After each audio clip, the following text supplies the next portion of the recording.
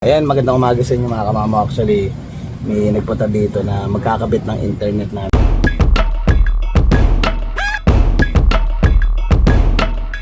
Kasi from before na dating nasa hostel kami, hindi namin in-expect na hindi ko in-expect kasi si Mrs. yung nagbabayad ng internet na ang binabayaran is 105 and then 100 Mbps lang yung internet namin. So ngayon, nung nag-renew nga si Mrs. ng linya niya sa telepono is na-operan kami ng ano, is this Rogers or yeah, Rogers. Ay na-opera kami ng Rogers ng ano, better na internet na which is from 150 Mbps dati 300 Mbps na ngayon. So tumoble na yung bilis ng internet at the same time almost half of price nung binabayaran namin. So 55 plus tax na lang tong babayaran namin sa Rogers na dati is 105. So ngayon nandito sila sa baba ngayon. Ayaw nilang magpakita ng mukha kasi nga inas ko na muna sila ng permission bago ko gawin tong vlog. So ayun nga, ayun pinapalitan na nila ngayon dito. So ngayon bibilis na yung internet at the same time makakatupid tayo ng 50% off. So ayun, magandang bagay yan. So ayun, I just left.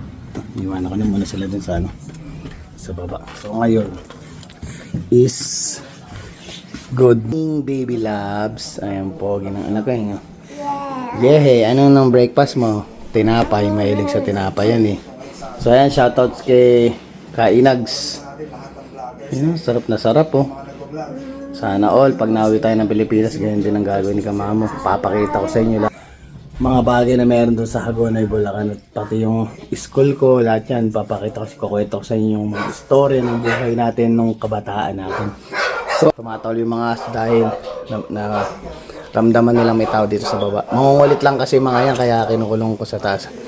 So, ayun, ito yung dati nating ano, kalimutan ko yung tawag dito. Basta yun yung dati nating napapalitan nila nito. Ayan, Rogers.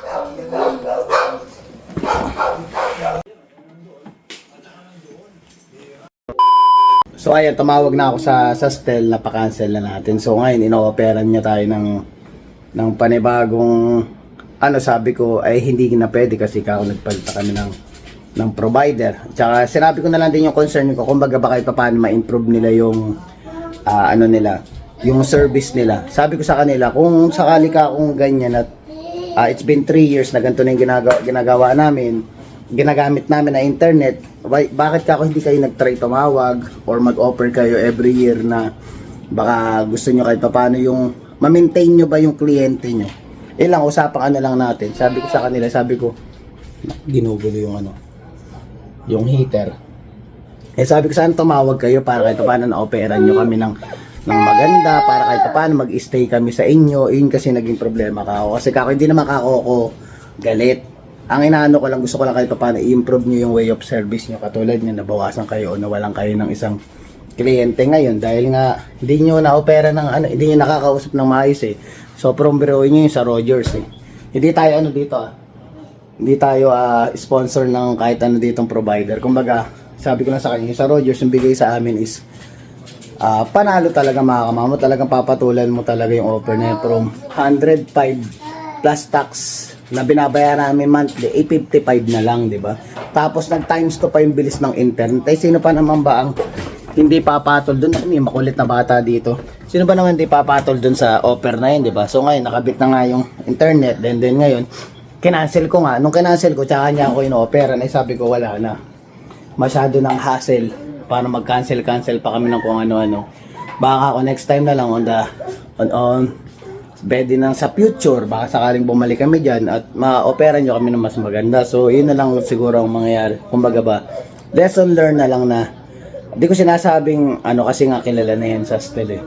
Maano na yan, matibay na yan. Nga ang problema siguro nakalimutan na din nila sa sobrang dami din nilang kliyente o customer nakalimutan na nilang i-check or feedback, check yung feedback ng mga bawat kliyente. Dapat may kasamang ganun para kahit paano imbis na mabawasan ay madagdagan pa ang inyong mga kliyente. So yun lang ang aking masasabi or my own opinion. Yun, papakain muna tayo ng bata. Ayun, tuloy natin kwentuhan natin. So ayun, nung pagkakatawag nga namin sa Stel, sabi, ibalik na lang namin yung router sa Canada Post. Kahit saan Canada Post, ilagay lang daw sa box. Na yun. Kasi within 10 days, pag hindi namin nabalik yung router, is magkakaroon tayo ng extra charge. So ngayon, baka bukas ko dalhin. Dahil si Jacob solo lang na pagkatapos siguro ng daycare niya.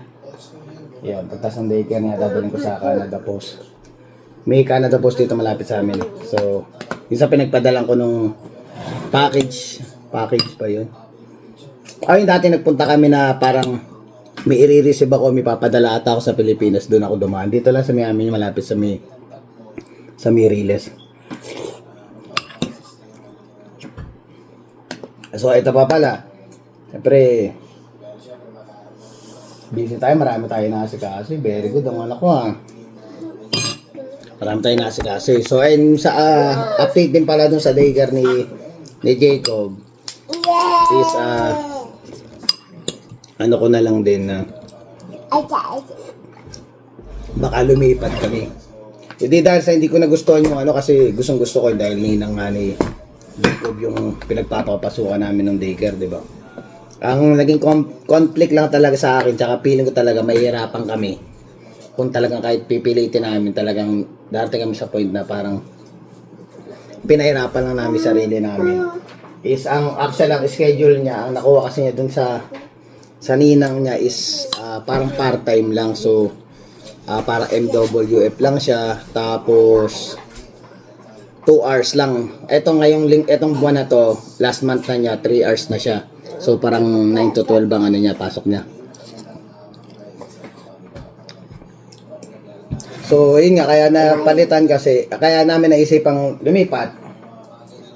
Pero yun nga, inulit-ulit ko para siyempre kumari ko yan para mga kapatid na namin ni Kat yan para no hard feelings ba na na baka sabihin ba't lumipat. Ang kasi doon sa bago lilipatan, pupunta kami sa Friday, kakausapin namin si Ate Jean. Ay shoutout kay Harold tsaka kay Michelle sa misis niya kasi doon din namin nalaman yung daycare na yun. Kasi ang habol ko talaga mga kamamo katulad niyan. Siyempre, di naman tayo talagang totaling maraming pera, diba? Kaya nga tayo nagtatrabaho is para magkaroon tayo, masustain natin lahat ng pangangailangan natin, lahat ng kailangan nating bayarin, mga bills. Kasi siyempre, ang hinahabol ko na lang din, it doesn't mean na kaya ako i-daycare yung anak ko is para lang sa trabaho. So, para na-explain din natin kasi siyempre mga nanonood, hindi naman sa lahat ng nanonood parang nakaka-relate o nalalaman ba yung ibig sabihin ng aking sinasabi. So, may purpose din kasi ba't dinidaycare ko yung bata. Number 1, kahit pa, yun nga sa gastusin namin ni Kat, kahit pa paano makapag-overtime ako. Makapag-overtime at the same time, kahit pa paano makahabol ako ng konting tulog ko pag umuwi ako. Dahil mahirap na experience ko nakaraan, nag-schedule ako ng 11 hours to 12 hours na duty. Tapos pag uwi ko ng sabihin natin mga 3:30, na uwi ako 3:30. Matutulog ako niya mga alas 4:30 pa o kaya 5 o'clock, minsan 5:30 to 6 o'clock pa nga Dahil hindi naman ako tipo ng tao na pag uwi ko kahit pagod ako, tulog agad ako, hindi. Bibilang ako ng ilang oras bago ako makagawa ng tulog. So ngayon, may times na natapat si Jacob, 6:30 pa lang gising na. Kakatulog ko pa lang 30 minutes ago. Isipin mo, yung pagkagising nito, syempre alam ka namang sabihin ko, tara matulog ulit tayo. Hindi mo naman maano yung bata, syempre ikaw ang mag-a-adjust. Dahil ikaw ang tagapag-alaga niya. Kung nagising siya, talagang magigising ka. So ay nagising na siya. So, gising na ako from 11 hours na duty. Gising na ako, tapos papasok pa uli ako mamaya, di ba? Tapos mag-o-overtime pa ako, tinry ko yun. Naku, parang sabi ko nga doon kay kumparing Tito J. Mariano, sabi ko, para akong zombie nung pumasok ako. Alam mo yung pakaramdam na hindi pa nangyayari yung susunod na araw, naiisip mo na kasi nga, sineset ko yung oras ko palagi na parang, sabi ko nga dahil sa mag-ina dito, sabi ko, huwag kayong magsasayang ng oras. Ganun ako magpahalaga ng oras huwag kayong magsasayang ng oras dahil kumbaga sa akin, bago pa mangyayari susunod na araw, nakaset na sa akin yan kung paano ano yung mga gagawin ko, ano yung mga dapat kong pagkakasunod-sunod na gagawin. Ganun ang nangyari dyan. So, naano ko na yung oras. Eh di na tayo nakatulog, tapos papasok na naman tayong overtime. Eh, syempre ikaw, katulad yan ng mga nakaraan mag-holidays, di ba? So, syempre, dito, palag-palag si kamamo dahil syempre, kailangan nating mapasaya yung mga kamag-anak natin sa Pilipinas, yung anak ko, kahit paano may maiabot ako nung nakarang Pasko, di ba? So, OT pa rin ako. Iisipin mo, hihintayin ko yung day off ko para makahanap ako ng idlip mga kamamo. Kaya sa mga bata, papaalala ko muna, kung kayo pinapatulog ng mga magulang nyo sa tanghali, ay matulog kayo dahil paglaki nyo at nagkaroon kayo ng trabaho, nagkaroon kayo ng pamilya, yung tulog sigurado, iisipin nyo bakit hindi kayo natulog ng tanghali. So, ganun ang napakahalagang mensahe ng mga magulang o ng kahit sino man na mga naka-experience sa katulad ko na ay matulog kayo ng tanghali dahil pag hindi nyo sinulit yung tulog nyo nung bata kayo, hahanapin nyo pagtanda nyo. So anyway, yun na napag-usapan na ayun talaga sabi ko para akong zombie noon, no? Talagang sabi ko grabe yung ano ko ngayon. Kaya ayun, hanggang sa dumating sa point na iisip-isip ko, sabi ko parang hindi ko kakayanin yung schedule namin ng sa daycare ng gano'n na. Kasi pag hinatid ko si Jacob, after 2 hours lang yun eh. So paghatid ko, kasama na yung bilang ng paghatid hanggang sa pagsundo. So ibig sabihin, 1 hour lang maghihintay uli ako, susundin ko na siya. Pero syempre, di naman makakatulog na yan eh. At hindi ko naman pinapatulog na to pag galing sa daycare. Kasi nga, matik yan. Ang sistema namin, pagka uwi niya, galing daycare, mag-aayos na ako niyan. Maglilinis-linis na ako ng bahay. Papakainin natin yung mga alaga nating American Bully. Siyempre, papakainin natin siya. Papaliguan na rin. Tapos magpe-prepare na rin ako ng baong ko pagpasok ko dahil hindi ko na rin minsan inuobliga yung misis ko na pagluto pa niya ako ng pagkain dahil nga busy rin sila. Kumbaga, unawaan lang din. Kasi kailangan talagang may ganyan may sistema kang ganyan na uunawain mo rin yung part ng nasa ng panggabing duty kay Jacob dahil nga pagod din mga malikot na rin to eh. Tapos may mga ginagawa rin sila. Kaya minsan sabi ko, wag nyo nang asikasuhin yung pagkain ko. Dahil ako naman kahit pa paano, syempre may sarili tayong diet. Di ba? Nagwo-workout na nga tayo uli. May sarili tayong diet. Ako, mabubuhay na ako ng itlog lang ang meron ako. Okay na ako sa ganun. So, naya ko na. So, parang sabi ko, hindi na kaya di kakayanin ng katawan ko yung long lasting na ganitong kind ng schedule namin.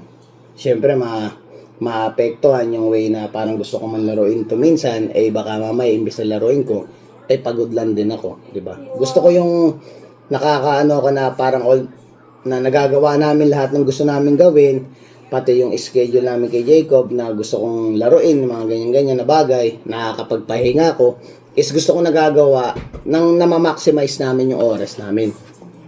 So, ayun na nga, ano natin sa Friday, pupunta kami kay Ate Jean. I-check namin yung yung isang daycare na which is kakilala rin naman ng kumare ko. Shoutout kay Halil at saka kay Cathy, ang kapangalan pa ni misis ko. Shoutout sa inyo, pasensya na kung naisipan lumipat ka mamo sa ibang daycare dahil nga dahil sa ayaw namin, gustong-gusto namin talaga dahil para na rin kayong magulang netong mga anak namin. Kaya nagkataon yung sa schedule. So, yun na.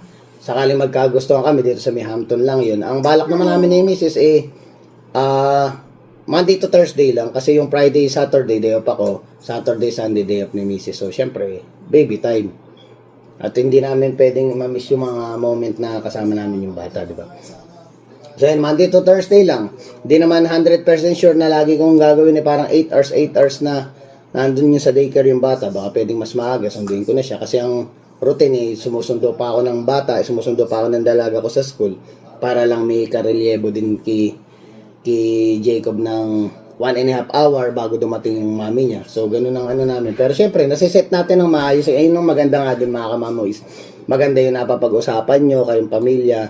Lalo pag nandito kayo sa Canada, example, wala kami kamag-anak dito. Kami lang talaga. So, kailangan namin, hindi naman totally sacrifice. Kailangan namin ng teamwork or magandang pag-uusap para kahit pa paano yung mga bagay na gusto namin gawin pa kahit na kahit na busy na kami sa ganito, kahit pa paano nai-enjoy pa rin namin, di ba? So, yun ang masarap sa ganon. So, nakasetup na siya. Sana nga mag-workout itong panibagong setup namin. Kasi kung ako naman din ang tatanungin niyo mga kamama, okay lang naman ako na pagising sa umaga, kami dalawa ni Jacob, hanggang sa pumasok ako, sunduin namin yung kapatid niya. Walang problema sa akin yun. So, ang hinahabol din namin at concern namin dito sa bata nga to dahil hindi naman dito sa Canada yung maraming bata talaga, di ba? Di ba sa Pilipinas, pag lumabas ka is ang daming kalaro, di ba? Masasana yung bata na nakipaglaro, nakipaghalubilo. Eh dito wala, kailangan mong ilabas yung bata. So isa sa concern namin, bakit namin din naisipang mag-daycare? Dahil para yung bata is natututong nakipaghalubilo sa mga bata rin. Para at least kung sakali lumaki siya, masanay siya ng talaga, na maging confident siya. Yun talaga ang reason bakit namin siya dinaycare. Hindi namin din siya talagang dinaycare para lang sa ote ko. Hindi yon. Kahit, ito, okay naman ako kahit kung wala siyang daycare at nag-o-ote ako, okay lang sa akin yun. Walang problema yun dahil kami lang naman magkasama. So, ang balang isipin ko na lang is pagising ko, kung magising man siya, at least hindi na ako lalabas-labas. Hindi na ako lalabas-labas, hindi na ako magpe-prepare in kasi matagal mga kamama yung preparation pagising pa lang dito. Preparation, magbibihis pa ako, winter ngayon, di ba?